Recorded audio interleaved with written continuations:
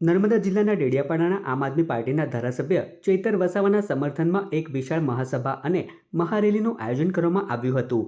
ચૈતર વસાવા પર થયેલા કેસના વિરોધમાં સ્થાનિકો દ્વારા એકત્ર કરાયેલા 1.50 લાખથી વધુ હસ્તાક્ષર કલેક્ટરના માધ્યમથી રાષ્ટ્રપતિને મોકલવામાં આવ્યા છે. સભાને સંબોધતા આપ પ્રદેશ પ્રમુખ ઈસુદાન ગઢવીએ ભાજપ સરકાર પર આકરા પ્રહારો કર્યા હતા. તેઓએ આરોપ લગાવ્યો કે આદિવાસી સમાજનો અવાજ બનેલા ચૈતર વસાવાને રાજકીય ષડયંત્ર હેઠળ જેલમાં મોકલવામાં આવ્યા છે. તેમણે ઉમેર્યું કે આ લડત અહીં અટકશે નહીં અને આ સિગ્નેચર ઝુંબેશ 10 લાખ સુધી પહોંચાડવામાં આવશે. હાઈકોર્ટમાંથી જામીન મળ્યા બાદ શકુંતલાબેન વસાવાએ પ્રજાનો આભાર માન્યો હતો, જ્યારે ધારાસભ્યના ધર્મપત્ની વર્ષાબેન વસાવાએ ભાજપને ખુલ્લી ચેલેન્જ ફેંકી હતી. આપ નેતાઓએ સ્પષ્ટ કર્યું છે કે 27 તારીખે છોટાઉદેપુરમાં પણ આવું જ વિશાળ સંમેલન યોજાશે અને ચૈતર વસાવા માટે ન્યાયની આ લડત વધુ ઉગ્ર બનાવવામાં આવશે. આ વિડીયો નર્મદા જિલ્લામાં ચૈતર વસાવાના સમર્થનમાં આયોજિત સંમેલન અને આપના નેતાઓની પ્રતિક્રિયાઓ દર્શાવે છે, જે આ સ્ક્રિપ્ટ સાથે સીધો સંબંધ ધરાવે છે. વનકર્મીઓ દ્વારા કેસ કરાવવામાં આવે છે. ચૈતરભાઈ સમાધાન કરી દીધું, પછી પાછળથી ભાજપના પ્રેશરમાં કેસ કરવામાં આવ્યું.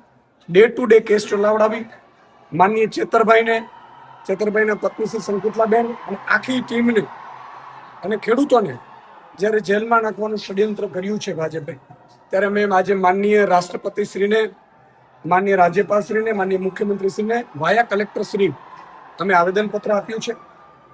અને ન માત્ર આવેદન, પરંતુ આમાં 1,54,000 અમે સમર્થન પત્રો ભરાવડાવ્યા છે સાઇન કરીને, સાઇન કેમ્પેન ચલાવીને. 1,54,000 જે સાઇન કેમ્પેન વાળા છે એ પણ માનનીય કલેક્ટરશ્રીને આપ્યું છે કે માનનીય રાષ્ટ્રપતિશ્રી આમાં અમને ન્યાય અપાવડાવે. સ્વાભાવિક છે કે વિપક્ષના ધારાસભ્ય હોય એને વારંવાર કનડગત કરવામાં આવે છે. એમને વારંવાર વિપક્ષના ધારાસભ્ય આદિવાસી સમાજનો અવાજ બન્યા છે ચૈતરભાઈ, ત્યારે ચૈતરભાઈને કઈ રીતે ખોટા કેસોમાં ફસાવી વારંવાર જેલમાં નાખવામાં આવે છે, સજા કરાવવામાં આવે છે. આનાથી તમામ આદિવાસી સમાજની મનોબળ તૂટ્યું છે કે શું આદિવાસી સમાજ માટે અવાજ ઉઠાવવો ગુનો છે. એટલા માટે થઈ અને આદિવાસી સમાજ એક થયું છે અંબાજીથી ઉમરગામ સુધી. અને લગભગ અત્યારે અમે 1,54,000 સાઇન કેમ્પેન કરાવડાવ્યું છે. આનાથી વધશે. આગામી સમયમાં કેમ્પેન ચાલુ રહેશે અને હમણાં છોટાઉદેપુરમાં એક કાર્યક્રમ થશે. એટલે અમે અંબાજીથી ઉમરગામ સુધી વિવિધ કાર્યક્રમો ચૈતરભાઈના સમર્થનમાં કરીશું.